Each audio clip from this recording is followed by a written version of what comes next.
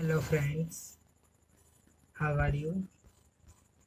आई think आप सभी अच्छे होंगे और अपनी पढ़ाई को अच्छे से कर रहे होंगे। सो घर पर रहिए और सुरक्षित रहिए और अपनी पढ़ाई को अच्छे से कीजिए और अपने दोस्तों को भी बता दीजिए कि हमारे YouTube channel the English teacher पर क्लास शुरू हो चुकी है। तो आप हमारे चैनल को सब्सक्राइब कर लीजिए और रेगुलरली हमारी वीडियो देखते जाइए और ग्रामर को अपनी अच्छे से अच्छी बनाइए। तो हमारा जो टॉपिक है parts of speech, parts of speech के एक ये टॉपिक है। इसके अंदर प्रीपोजिशन, उसके अंदर ही ये प्रीपोजिशंस आती है। मैंने पिछली वीडियो में कुछ प्रीपोजिशंस लिखवाई थी, तो मैं आज ये और बाकी की बची प्रीपोजिशन लिखवा रहा हूँ। मैं उम्मीद करूँगा कि ये सारी प्रीपोजिशंस आज ही हो जाएं, नहीं तो कल मैं इनको ज़रूर पूरी करवा दूँगा, क्योंकि ये बहुत ज़्यादा है और 10वीं और 12वीं के क्लास में तो ये ज़रूर आता है। इनके पेपर के लिए बहुत इम्पोर्टेंट है, क्योंकि इसके लिए 2-2 नंबर के सेंटेंस बनाने के आते हैं और भी करने पड़ते हैं हमको। तो मैं समय ना वेस्ट करते हुए आप सभी का टॉपिक लेके चलता हूँ, लेकिन आपको मैं पहले ये बता दूँ कि आप इस वीडियो को एडिट करके मत देखिए, क्योंकि मैं आप सभी को मोस्ट इम्पोर्टेंट बात ही बताता हूँ, फालतू बात नहीं बताता। तो अब आप इसके बारे में देखिए। आज का हमारा टॉपिक है ये यूज़ ऑफ ऑन, ऑन का प्रयोग। तो मैं इसकी पहचान लिखवा देता हूँ। नंबर 1, यानी कि इसका प्रयोग कहाँ पे होगा। जब वस्तु, जब वस्तु दूसरी वस्तु के ऊपर हो, दूसरी वस्तु के ऊपर हो, के ऊपर हो और छूती हुई हो, छूती हुई हो और स्थिर अवस्था में हो, और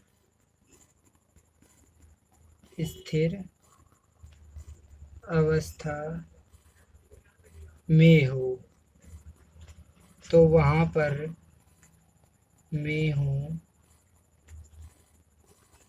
तो वहाँ पर, वहाँ पर ओन का प्रयोग किया जाता है। ओन का प्रयोग किया जाता है, किया जाता है। अब आप लोग समझ गए होंगे कि उनका प्रयोग कहाँ पे किया जाता है। मैं इसका एक एग्जाम्पल लिखवा देता हूँ। Example, the book is, the book is on the table, on the table, यानी कि पुस्तक है ऑन द टेबल, मेज पर। पुस्तक मेज पर है क्योंकि पुस्तक मेज को छूती हुई है और स्थिर अवस्था में, यानी कि पुस्तक एक ही जगह रखी है। और अब इसको आगे लेके चलते हैं। नंबर 2, नंबर 2 पे देखिए, दिनों के नामों से पहले, दिनों के नामों से पहले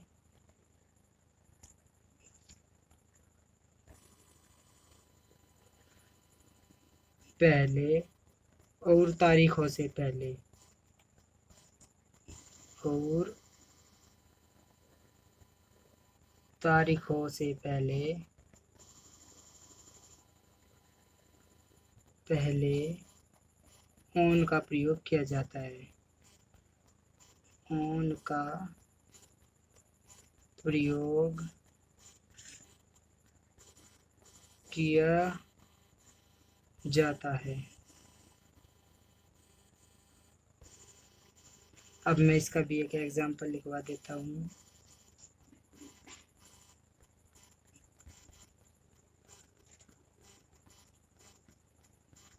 आई एम कमिंग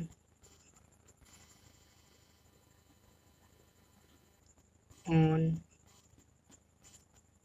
मंडे, यानी कि मैं रविवार में आ रहा हूँ। तो आप लोग समझ गए होंगे कि इसका प्रयोग कैसे करना है। अब हम अपना नया टॉपिक लेते हैं, यानी कि नई प्रीपोजिशन, यूज ऑफ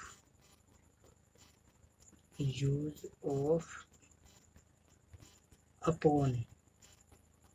अब अपॉन का मीन्स देख लीजिए क्या होता है। अपॉन मीन्स भी पर या ऊपर होता है, पर या ऊपर। इसको इन्वर्टेड कॉमास में बंद कर देते हैं। तो अब इसकी डेफिनेशन देख लीजिए। नंबर 1, जब एक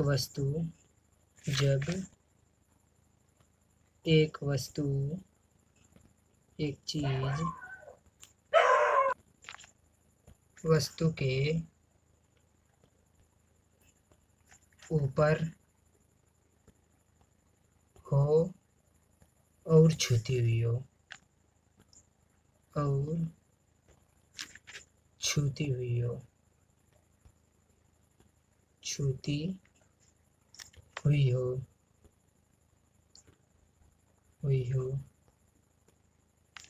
लेकिन गति की अवस्था में हो, गति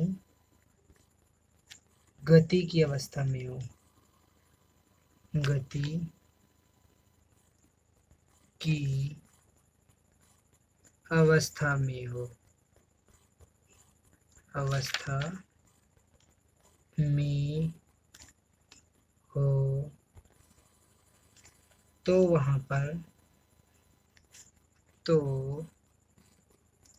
वहाँ पर अपॉन का प्रयोग किया जाता है। अपॉन का प्रयोग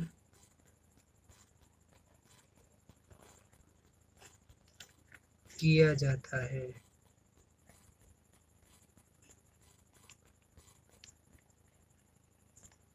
अब आप लोग समझ गए होंगे कि अपॉन का प्रयोग कहाँ किया जाता है। मैं इसका एक एग्जाम्पल लिखवा देता हूँ। एग्जाम्पल देखिए, द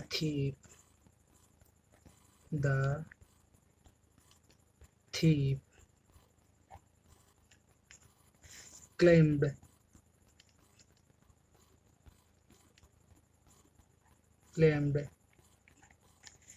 on the roof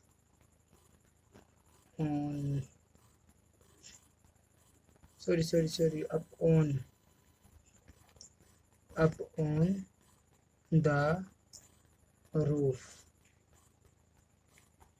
यानी कि चोर छत पर है, या चोर छत पर है, यानी कि चोर छत पर है। लेकिन आप लोग जानते हो चोर एक जगह स्थिर नहीं रहता, चोर तो भागता रहता है। तो ये हमारा ये टॉपिक भी ख़त्म हो गया। अब हमारा अगला टॉपिक है यूज ऑफ विद का प्रयोग। विद मीन्स होता है साथ या से।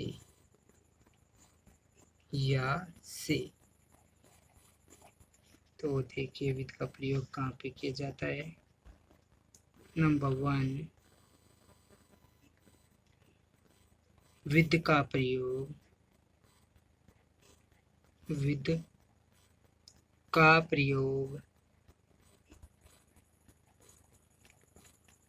संयोग की स्थिति में, यानी कि मिलन की स्थिति में, संयोग की स्थिति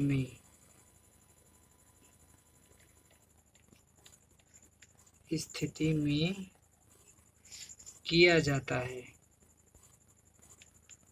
किया जाता है।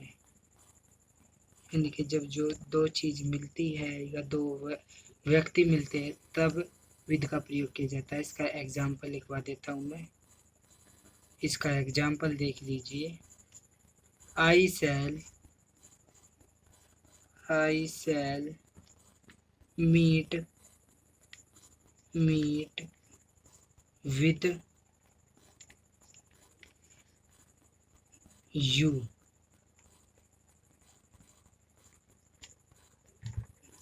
अब देखिए इसका हिंदी होता है आई शैल मीट विद यू, मैं तुमसे मिलूँगा। तो हमारा कोई संयोग होगा, यानी कि मैं किसी से मिलूँगा तो दोनों एक जगह मिलेंगे। तो इसकी एक डेफिनेशन हो गई। अब दूसरी देख लीजिए, इसका प्रयोग कहाँ पे किया जाता है। विद का प्रयोग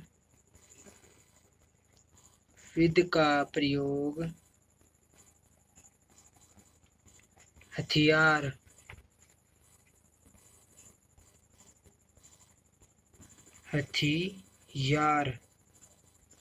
के लिए भी किया जाता है। के लिए भी किया जाता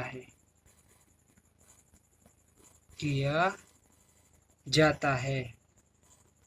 यानी कि जब हम किसी हथियार के साथ होते हैं तब भी विद का प्रयोग किया जाता है। अब इसका एक एग्जाम्पल देख लीजिए।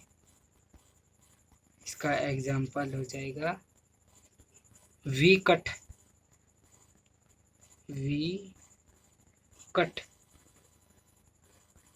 The fruit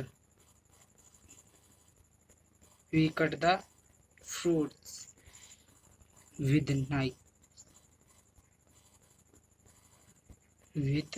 knife।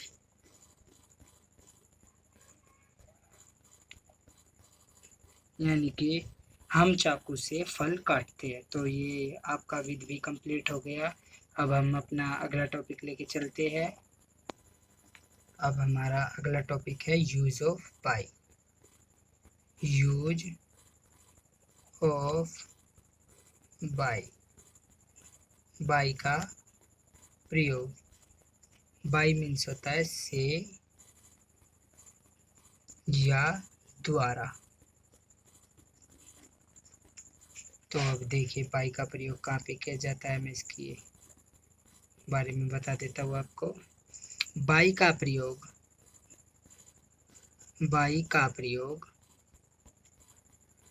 निश्चित समय के लिए किया जाता है। निश्चित समय के लिए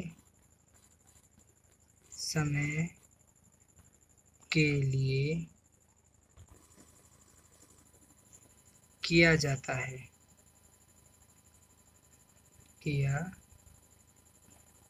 है। यानी जो प्रीपोजिशन बाई है इसका प्रयोग निश्चित समय के लिए किया जाता है। मैं इसका एक एग्जाम्पल लिखवा देता हूँ।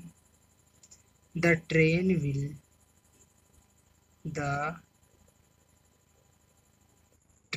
Will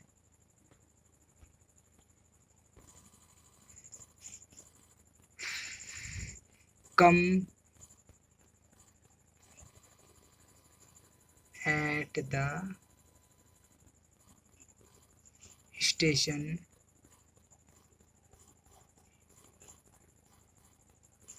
by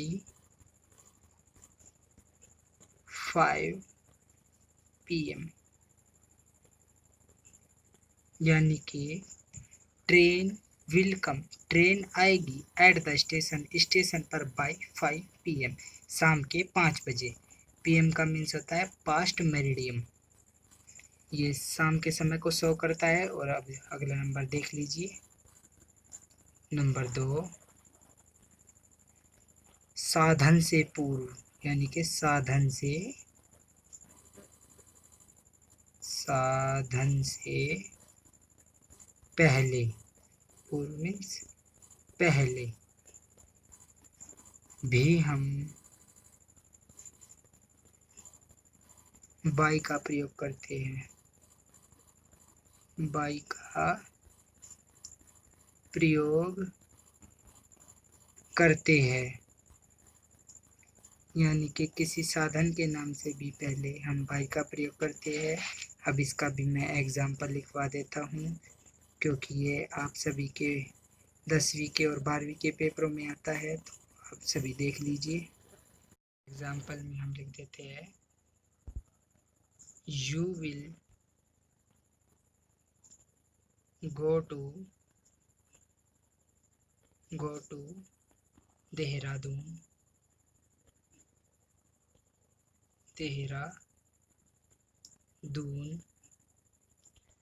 by the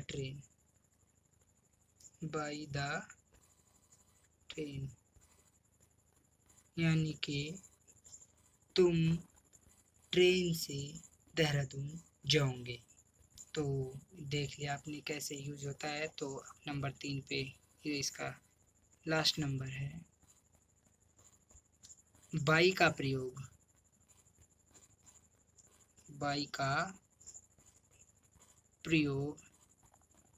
passive voice बनाते समय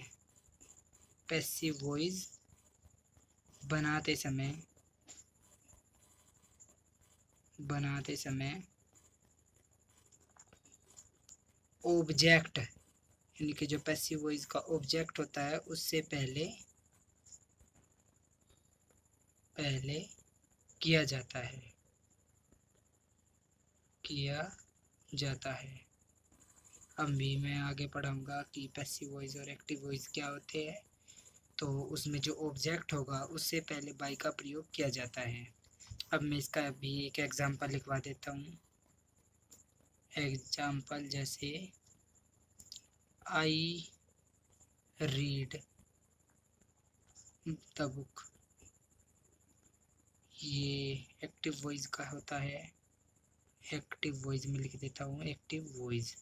अब इसको कन्वर्ट करना है हमको पैसिव वॉइस में, तो ये ऐसे बनेगा, द बुक, इसमें ऑब्जेक्ट का सब्जेक्ट और सब्जेक्ट का ऑब्जेक्ट हो जाता है। The book is read by me, यानी कि इसमें के द्वारा का यूज होता है। दोस्तों वीडियो अच्छी लगे तो इसको लाइक कीजिए, शेयर कीजिए और अपनी जो भी प्रॉब्लम है वो उसको हमको कमेंट में बताइए। हम आपकी सारी प्रॉब्लम को दूर करने की कोशिश करेंगे। दोस्तों मुझे ये वीडियो बनाने में बहुत समय लग जाता है, तो आपको लाइक करने में इसको 1 मिनट भी नहीं लगेगा।